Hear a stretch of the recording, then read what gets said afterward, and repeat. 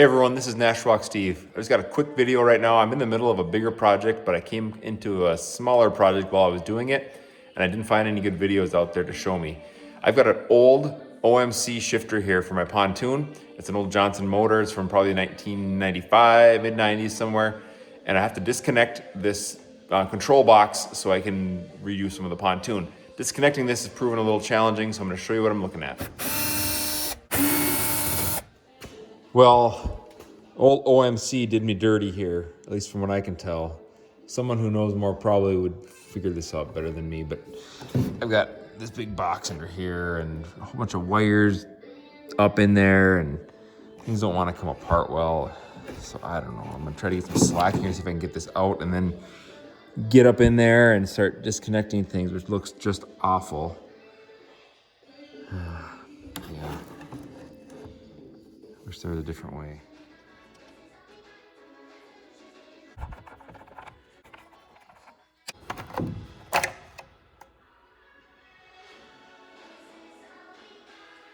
All right, OMC, sorry I blew up. It's not that bad. So all this stuff kind of comes through this bottom plate here, and all this kind of, I'll use two hands, but this will all just go through the bottom here and come out. And then there were two wires I had to disconnect there. Focus in there on the little tabs, and then the rest should pull through. Then we'll work on the shift cables next. All right, I've got it pulled apart now a little bit, but this is an old OMC. As you see here, if this is the kind of shifter you have, then you're in the same situation I'm in. On the other side, we had all the wiring here, how I pushed, basically disconnected what I could and pushed it all through there. On the actual control box here that was in place, there's a spot for the key and for the emergency cutout. Those had little threaded washers on them that had to come off, so I could take that off. And I also had to take the shifter off. So right now it's just kind of sitting here, but underneath this cover, you can just pop that out and it slides down. There's the wires for the trim and tilt, and then there was a big bolt in here, actually this guy right here, not that big, 7/16 bolt that was in through there. Had to take that off, and once it was off, I could take this whole shifter and just slide it off the gear like that. So it looks like that. And so now I'm at a point of trying to figure out how to disconnect the cables here. So when I came into this cover was actually right here. Oh, sorry, upside down. It was on here like this, covering all this up. Just one screw down there, took it apart and exposed this interior. And then I've got the connections for the cable ends here. I'm not quite sure what to do with them yet. So we're gonna try some things. Okay, I slipped that shifter back on. It's not connected, it's just sitting there so I can move it. But right now, as it sits, I can't really access those cable ends very well. So we're gonna try to figure this out. So when I shift this thing, I'm gonna go backwards into reverse and see which of these moves first. That will tell me which one is the shift cable. I shifted it back. That was really ugly. And this first one here moved. So this is the shift cable. And then as I go back further, you'll see that the other one will start to move as well. So that is the throttle cable. So when I do that, I can see it exposed to something here. I've got like a plastic washer with some gaps on it. And on this side, I've got a completely photography. There, we got a flat-sided thing there. No way to unscrew that or anything. So I'm thinking I have to deal with this. Maybe I can put a screwdriver in there and just gently turn that out and see if that comes out. But then I look in here and it's definitely two-sided. So I'll see what works and I'll let you know. Okay, that's not threaded there, so I couldn't turn that off as I just tried to move it around counterclockwise and nothing changed. So I put a screwdriver in here and started to kind of just push things around, and I noticed that this just sort of popped out here. So I think this can just disconnect like that, and it's starting to come apart. I'm gonna use two hands to catch it, but it just seems like it's pushed through there, which is strange to me, but that seems to be what's going on. So go ahead and we can get that out of here then. Try to not lose it into oblivion. Okay, there we go. That disconnected our cable end, so we're good there. Oh, that was my shifter falling down. I'll try the same thing with this throttle cable as well. Okay, that did just pop. So that one will come out too, just like the first one.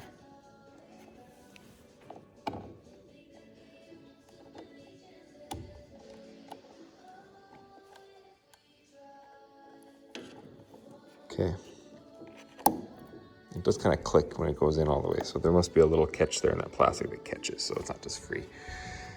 Okay, so those are out, and then now we need to get these cables released from here. This is the little kind of clamp that's holding the cable sheathing in holding that fixed so that when you move the throttle, just the cable inside goes, not the outside. So let's just see what happens if I... Okay, just a gentle two-handed grip on this worked just to get this to slide out. So that cable pops out like that. And I'm gonna make a mark on that to know that it is the shift cable before I disconnect that one, just so I don't get this mixed up. Okay, from the shifter, you've got a green, blue, and red striped wire that come into your box here. You chase it down, it comes down to a little wiring harness, not right there, right here. This is the one here, so you can see we have the same colors coming. Okay, we got the cables disconnected there. Those little things just popped off like that. There's a tiny little catch on one side, keep them in place, but those came off just fine.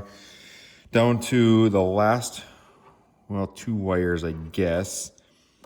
This one was spliced already and it had a big rubber sleeve over it here. I'm just gonna cut that again, I guess, or see what I can do to unsplice it maybe.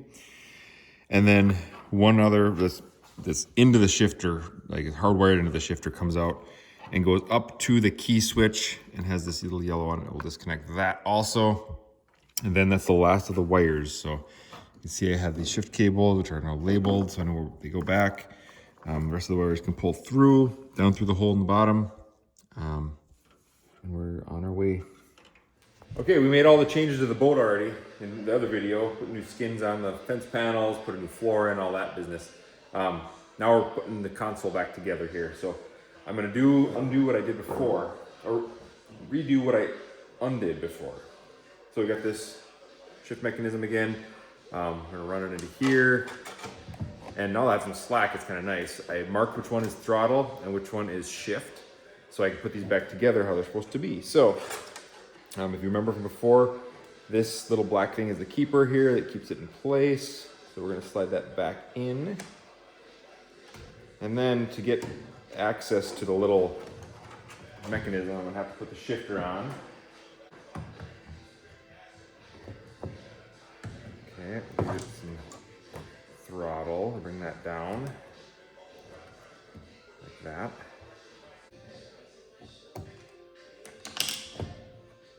That's what I didn't want to happen.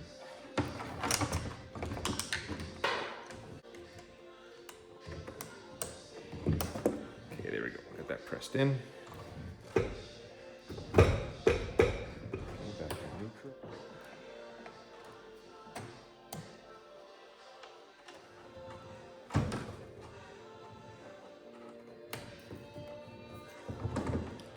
Okay, linkages are in place. One of the wires up through here.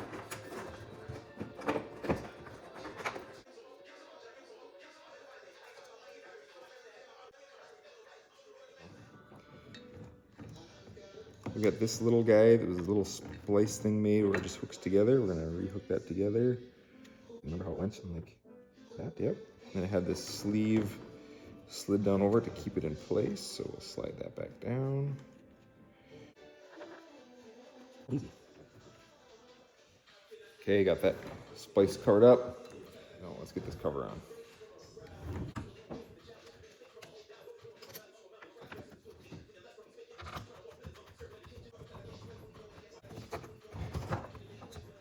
Now these key switch and the kill switch up through the hole as it brings down. We'll pull this up and we'll make the connections onto the buzzer mechanism here. Again, the back side of that buzzer mechanism that's mounted to the shift control, there's the brown and the purple, and you connect it just like that. And now we can go ahead and start lining these up to fit in the plastic housing. Don't forget this bad boy.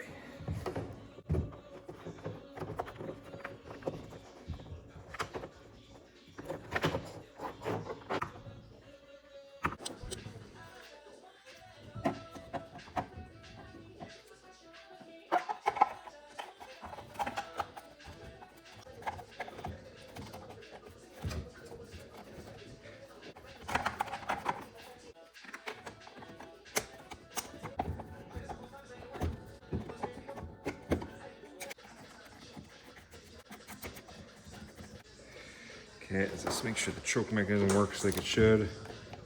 Yeah, pushes in fine. Turns, all right. Whew, that was not easy, but it's on.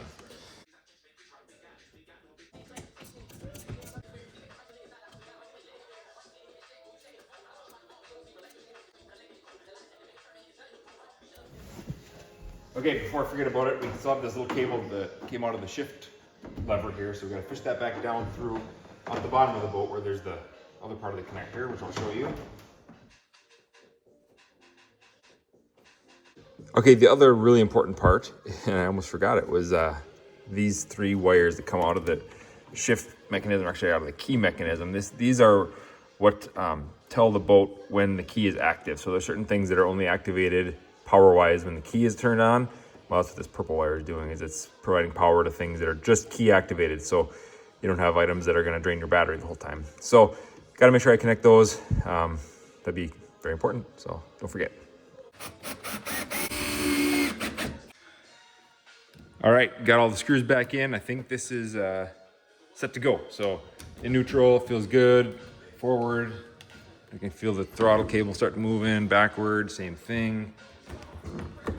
And yeah, once I get the battery hooked up, we'll check trim and tilt, but I think that's it. So if you've got an older OMC, hopefully this video helps you out if you're gonna be doing anything with the shift cable controller situation there. And thanks for watching.